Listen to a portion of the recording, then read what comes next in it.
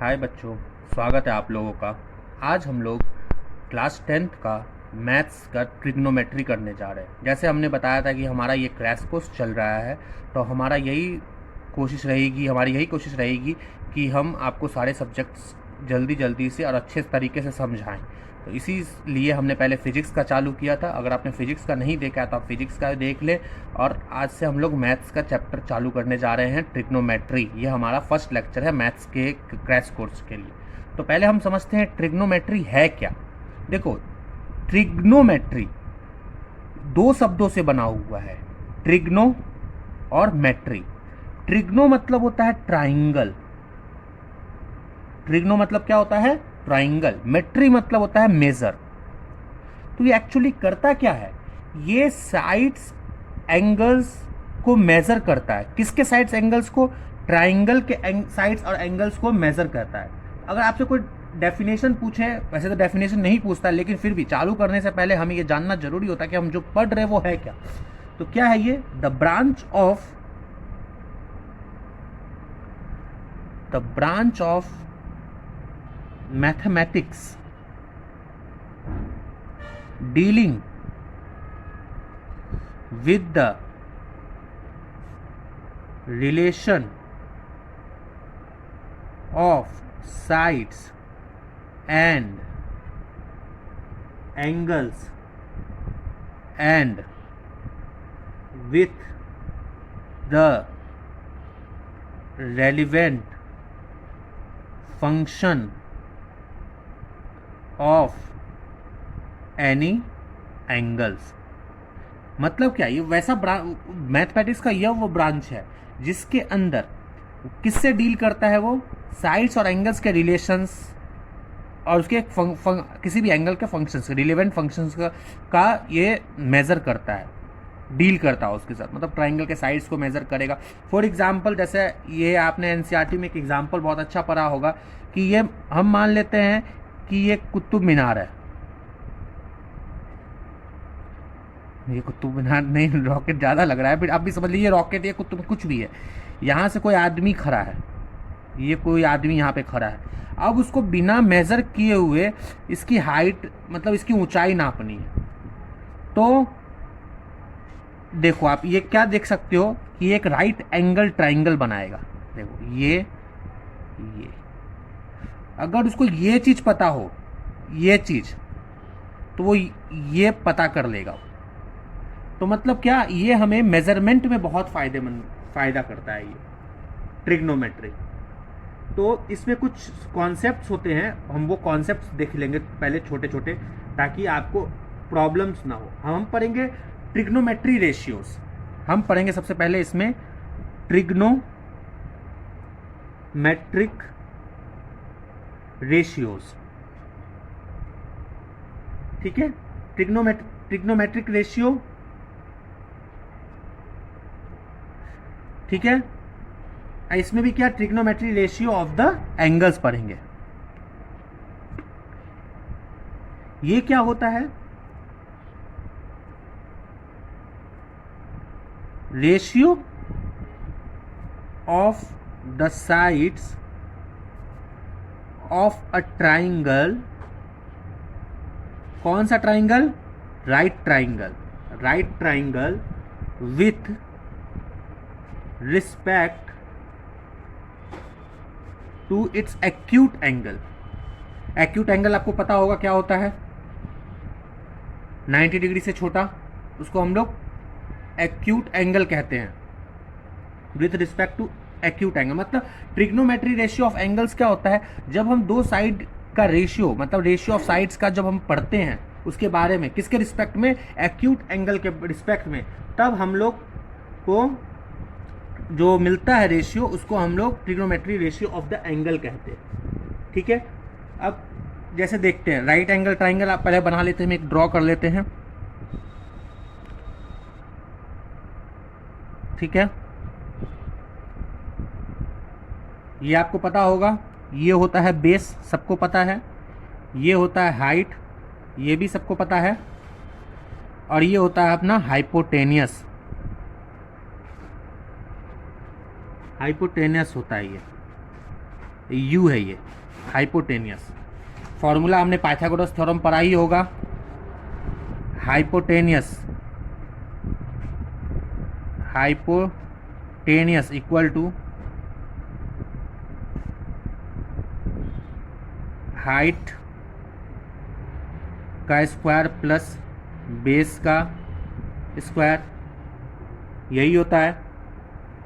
ठीक है, या इसको आप लोग सिंपल से ऐसे भी लिख सकते हैं, h equal to P square B square, कुछ भी लिख सकते हैं। यहाँ मैंने p को हाइट बता दिया, आप इसको p equal to H square plus B square भी कहते हो, वहाँ पे p हाइपोटेनियस हो जाएगा। फॉर्मूला क्या होता है, ये दिस साइड इक्वल टू ये और ये फॉर्मूला बनता है इसका।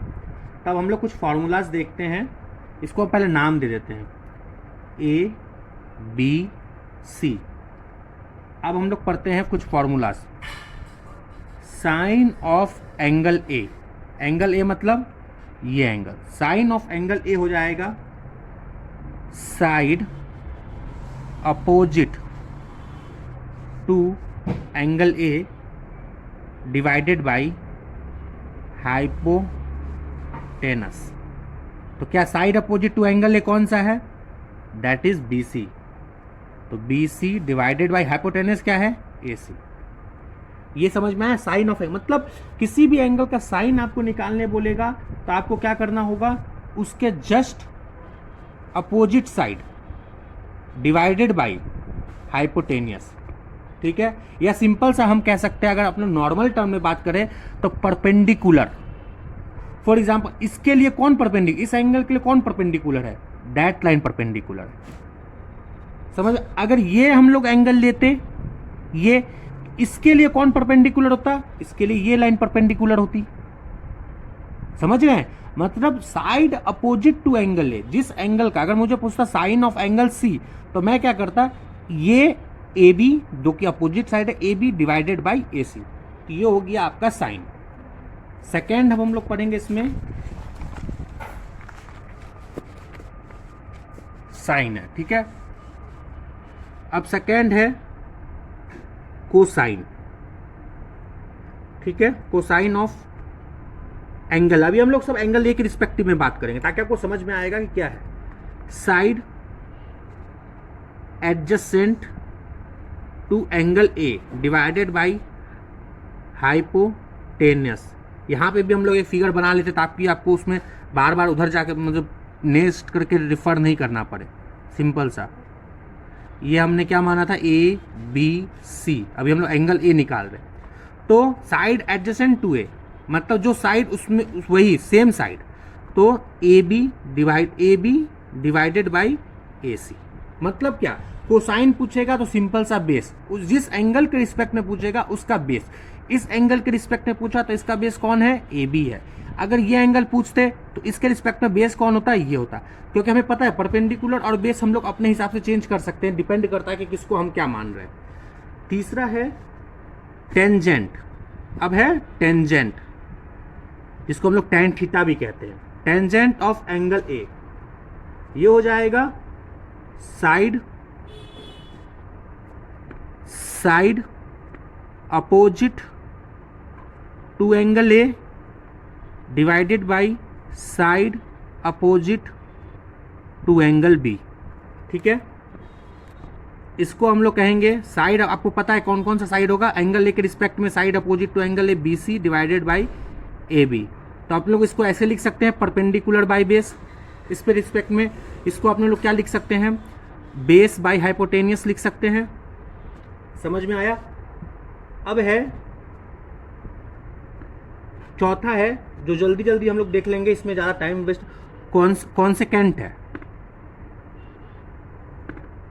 कॉन्सेकेंट है, ठीक है, जिसको हम लोग शॉर्ट टर्म में कॉन्सेक भी कहते हैं। तो कॉन्सेकेंट ऑफ एंगल ए, कुछ नहीं करना है, सिंपल सा 1 साइन ऑफ एंगल ए, मतलब साइन का उल्टा कर देना है। साइन क्या था अपने लोग का, परपेंडिकुलर बाई ये परपेंडिकुलर बाई हाइपोटेनियस था, यहाँ पे हो जाएगा हाइपोटेनियस बाई परपेंडिकुलर।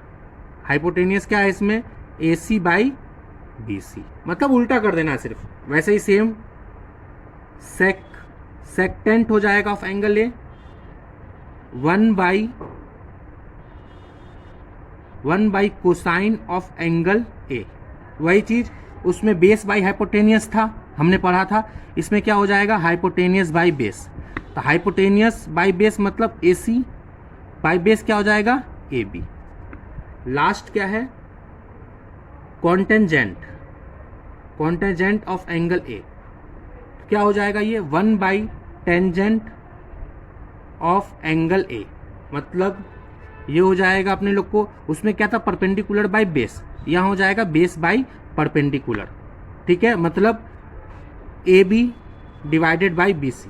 तो ये हो गया हमारा रेशियो, ट्रिग्नोमेट्री रेशियो हमने देखा। ठीक है, अब हम लोग क्या करेंगे, अब हम लोग निकालेंगे, इसमें हम लोग को साइन ए कॉस ए के सब निकल गया। अब हम लोग कुछ फॉर्मूलाज देखेंगे। ठीक है, कुछ फॉर्मूला अब हम लोग निकालेंगे, जैसे tan A का फॉर्मूला, tan cos B का फॉर्मूला, ये सब कुछ निकालेंगे। तो पहले देखते हैं अपन लोग tan A। tan A क्या था हमारा, perpendicular by base, tan A perpendicular by base था। ठीक है, परपेंडिकुलर और बेस आपको समझ में आता है, कौन सा परपेंडिकुलर होगा कौन सा बेस होगा। हम क्या करते हैं, tan A में परपेंडिकुलर बाई हाइपोटेन, हाँ मतलब हाइपोटेनियस से डिवाइड दे देते हैं। बेस में भी सिमिलर चीज करते हैं, हाइपोटेनियस से डिवाइड दे देते हैं। मतलब हम लोग सेम चीज से डिवाइड तो दे सकते हैं डिनोमिनेटर और नोमिनेटर में, हमें पता है ना कि हम लोग सेम चीज से न्यूमरेटर और डिनोमिनेटर दोनों में डिवाइड दे सकते हैं, और ये दोनों सेम है तो हम लोग ऐसा कर सकते हैं। P/H क्या होता है, हमने क्या पढ़ा है, परपेंडिकुलर बाई हाइपोटेनियस, हमने क्या पढ़ा है, sine A, base by hypotenuse cos A. तो tan A का फॉर्मूला क्या हो जाएगा, sine A divided by cos A. वैसे ही कॉन्टेजेंट ए, या इसको हम लोग कॉट ए भी कहते हैं, कॉट ए जस्ट हम लोग पढ़ा है ऑपोजिट, तो क्या हो जाएगा, कॉस ए बाई साइन ए। तो ये हमारा ये फॉर्मूला बनता है tan का और कॉस, tan का और कॉट का।